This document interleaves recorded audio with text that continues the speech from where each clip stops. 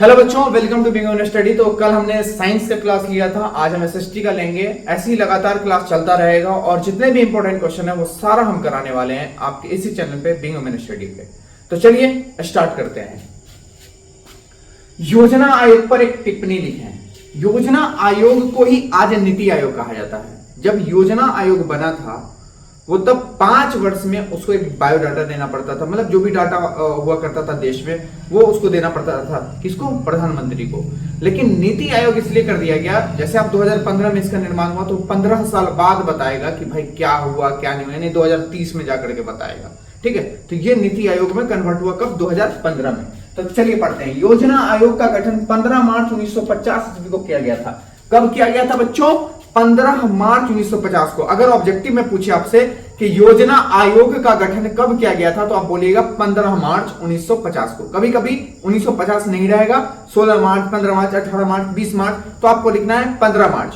कभी कभी मार्च नहीं होगा, ईस्वी होगा, तो आपको लिखना 1950 में। ठीक है बच्चों, अगला लाइन है, योजना आयोग के अध्यक्ष भारत के प्रधानमंत्री होते हैं। अब ये भारत में है इसलिए, यानी जहां होता है वहां के प्रधानमंत्री इसके अध्यक्ष होते हैं। जैसे अभी इसके अध्यक्ष कौन है? नरेंद्र मोदी। तो इन्होंने इसका नाम बदल दिया था। कब? 1 जनवरी 2015 को। यहां देखिए इसमें लिखा हुआ है 1 जनवरी 2015 को इसका नाम बदल के नीति आयोग कर दिया गया। क्योंकि ये तो फंस जाते कि भाई ये काम हुआ कि नहीं हुआ, वो तो मानता है, पूरा डाटा जानता है। लेकिन नीति आयोग में क्या हो गया ना कि 30 साल, अब इसमें कोरोना वायरस हो या कुछ भी सब जो हुआ है, ये सारा चीज को फॉल्स मान देंगे, मोदी जी अपना निकाल देंगे कुछ भी। तो ये नीति आयोग उसमें कन्वर्ट कर दिया है। कब? 2015 में। ठीक है बच्चों, अगला पॉइंट है, योजना आयोग का कामकाज एक उपाध्यक्ष की देखरेख में होता है जिसके सहायता के लिए कुल उसके अलावा 8 सदस्य और होते हैं। कितने सदस्य होते हैं? 8 सदस्य और होते हैं। ठीक है, तो ये भी समझ गया आपकी 1 जनवरी को इसका नाम बदल के नीति आयोग कर दिया गया, यानी योजना आयोग को ही हम लोग नीति आयोग के नाम से भी जानते हैं। ठीक है, चलिए दूसरे क्वेश्चन पे चलते हैं।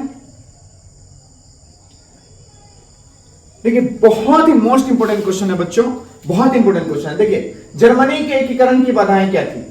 What were the obstacles to the unification of Germany? आपको यहाँ पे इंग्लिश मीडियम वाले बच्चे भी अपना आराम से अपनी तैयारी कर सकते हैं, कोई इशू नहीं है उनको।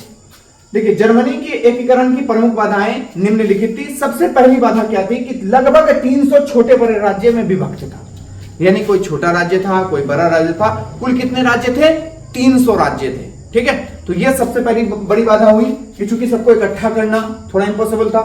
उसके बाद इन राज्यों में व्यापक राजनीतिक, सामाजिक तथा धार्मिक विषमताएं थी। अब भाई किसी का राजनीतिक एरिया कुछ अलग है तो किसी का धर्म अलग है, किसी का सोच अलग है, यानी ये सभी क्या था ना, थोड़ा थोड़ा अलग अलग था। भाई 300 राज्य तो भाई सबका सोच भी तो अलग अलग होगा ना, तो ये थी, तो इस वजह से भी इसमें क्या हो रही थी? बाधाएं आ रही थी। तीसरा है राष्ट्रवाद की भावना का अभाव। वहां लोगों में राष्ट्र के प्रति क्या कहते हैं, प्यार नहीं था, जागरूक नहीं थे उतने। ठीक है, तो ये उसकी अभाव था, यानी राष्ट्र के प्रति अभाव। उसके बाद आपका जो है चौथा कारण क्या था? ऑस्ट्रिया का हस्तक्षेप तथा मेटरनिक की प्रतिक्रियावादी नीति, ऑस्ट्रिया ऑस्ट्रिया जो है इसमें आकर के घुस गया था। ठीक है, तो ये सभी जो है ना जर्मनी के एकीकरण की बाधाएं थी। बात समझ में आए? तो आप लिखिएगा जर्मनी के एकीकरण की बाधाएं अगर पूछेगा तो आप लिखेगा कि 300 छोटे बड़े राज्यों में उसको विभक्त कर दिया गया था, बहुत सारे राज्य थे, अब उसको इकट्ठा करना थोड़ा सा मुश्किल था। दूसरी बाधाएं क्या थी? वहां के जो राजनीतिक थे, सामाजिक थे और धार्मिक, ये सभी क्या थे? अलग अलग थे, है ना, इस वजह से भी उसमें बाधाएं आ रही थी। ठीक है, साथ में क्या हुआ कि वहां राष्ट्रवाद की भावना बहुत ही कम थी, इस वजह से भी हुआ। और अंतिम में ऑस्ट्रिया और ये जो है मेटरनिक, ये दोनों मिलकर के उसमें इंटरफेयर कर रहे थे। ठीक है, तो ये सारी बाधाएं जर्मनी के एकीकरण की थी। ठीक है,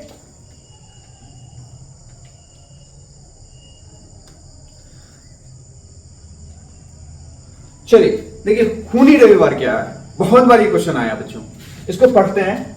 1905 ईस्वी, चलिए इससे पहले हम आपको समझा देते हैं। देखिए रूस और जापान, जापान बहुत छोटा कंट्री है बच्चों, जापान और रूस, रूस बहुत बड़ा कंट्री है, जापान बहुत छोटा है। इन दोनों के बीच में युद्ध हुआ, लेकिन जापान उसमें जीत गया और हार का सामना करना पड़ा किसको? रूस को। अब कहीं भी किसी दो देश के बीच में लड़ाई जब होता है तो उसमें क्या होता है ना कि किसी एक का क्षति बहुत ज्यादा होता है, जिसकी हार होती है ना उसकी क्षति बहुत ज्यादा होती है।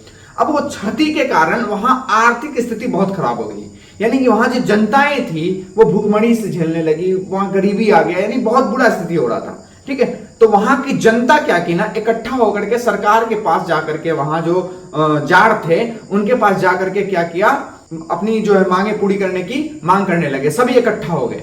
लेकिन उस पे क्या हुआ ना कि वहां के जो जार निकोलस थे उन्होंने सिपाही को भेज करके बोला क्या कि पहले उसको वार्निंग दिया, तो जब वो नहीं हटे तो उसके प्रति क्या किया ना, गोली चलवा दिया।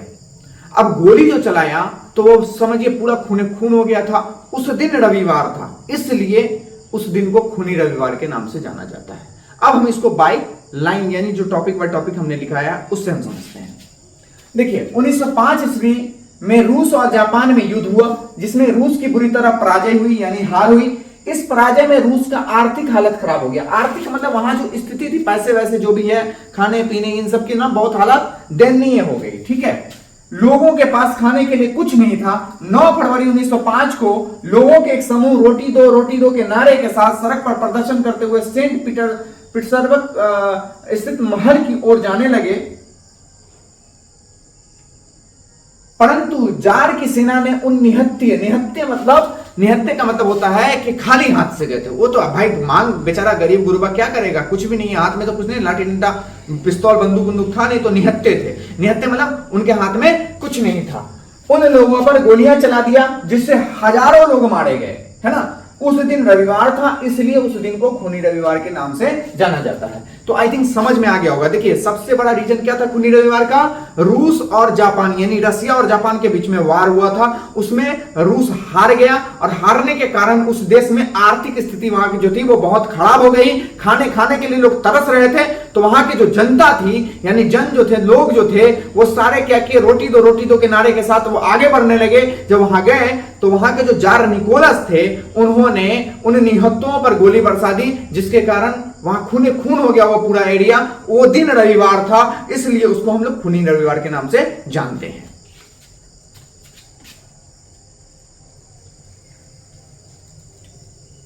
अब देखिए अंग्रेज के साथ खेलने का बड़ा काम किए गांधी जी। चलिए देखते हैं नमक में क्या हुआ था ना कि कर लगाने लगा था, यानी टैक्स लगाने लगा था अंग्रेज सब। तो उसके लिए क्या किया गांधी जी, सब एकदम चल दिए। 24 दिन तक एकदम पैदल चले। चलने के बाद समुद्र तट पे पहुंचे। पहुंचने के बाद उसको क्या किया ना, भाप बना करके पानी उड़ा दिए, जो बच गया वो नमक बन गया। तो इन्होंने नमक बना के अंग्रेजों को एक तमाचा दिया कि हम कर्ज नहीं, उसमें जो कर लगा रहे हो, जो टैक्स लगा रहे हो वो हम नहीं देंगे और हम इसके खिलाफ हैं, हम इसका विरोध करेंगे। ठीक है, तो तब से वहां से नमक बनना शुरू हो गया। ठीक है, तो अब समझिए इसी को जो है ना गांधी जी के नमक कानून को हम लोग दांडी यात्रा के नाम से भी जानते हैं। तो अगर आपसे क्वेश्चन पूछे कि दांडी यात्रा का मुख्य उद्देश्य क्या था, तो नमक पर कर लगाना था, या दांडी यात्रा के बारे में लिखें तो आप यही चीज लिखिएगा। ये नहीं कि आप कंफ्यूज हो जाइएगा कि गांधी जी का नमक कुछ और था, दांडी कुछ और, ऐसा कुछ नहीं है। क्वेश्चन दोनों सिमिलर है। चलिए देखिए, दांडी यात्रा या नमक सत्याग्रह महात्मा गांधी के नेतृत्व में औपनिवेशिक भारत में अहिंसक सविनय अवज्ञा का एक कार्य था, जो 24 दिवसीय मार्च 12 मार्च 1930 से 5 अप्रैल 1930 तक ब्रिटिश नमक एकाधिकार के खिलाफ कर प्रतिरोध और अहिंसक विरोध के प्रत्यक्ष कार्रवाई अभियान के रूप में चला। बात समझ में आ रहा है? थोड़ा बहुत किरकिर करता, पता नहीं यहाँ पे आता हॉर्न देना चालू कर देगा, क्या सिग्नल है समझ में नहीं आता है। तो ये जो है 24 दिन तक ही इन्होंने अपना मेहनत करके वहां पहुंचे गांधी जी सभी के साथ। फिर क्या हुआ वो देखिए। दांडी यात्रा का उद्देश्य समुद्र तट पर पहुंचकर समुद्र के पानी से नमक बनाकर नमक कानून का उल्लंघन कर सरकार को बताना था कि नमक पर कर बढ़ाना, कर का मतलब होता है टैक्स या कर्जा, ठीक है ना, उस टैक्स को बढ़ाना है ना अनुचित फैसला है। अनुचित मतलब उचित नहीं है, मतलब सबके फेयर में नहीं है, अनुचित फैसला है। साथ ही यह सरकार के खिलाफ सविनय अवज्ञा आंदोलन की शुरुआत का संकेत देना था। तो आई थिंक आपको समझ में आ गया होगा कि दांडी यात्रा क्या है, नमक कानून क्या है। ये दोनों क्वेश्चन सेम है बच्चों। तो असल में क्या हुआ था ना कि नमक कानून इसलिए लाया गया या दांडी यात्रा इसलिए किया गया था क्योंकि वो जो अंग्रेज लोग जो थे वो नमक पर टैक्स लगाने लगे थे और गांधी जी ने इसका विरोध करने के लिए ये समुद्र के तट पे पहुंच गया और पहुंचने के बाद वहां से नमक बनाया और बनाने के बाद अंग्रेजों को एक तमाचा दिया, बताया कि हम तुमको टैक्स नहीं देंगे, हम खुद अपना नमक अपने देश में ही बनाएंगे। Thank you for watching my video. अगर आपको वीडियो सही लगा तो प्लीज लाइक एंड सब्सक्राइब कीजिए, और अगर किसी तरह का डाउट है या हमसे कोई गलती हो गई है तो प्लीज कमेंट में बोलिए ताकि हम नेक्स्ट वीडियो में सुधार सके। Thank you.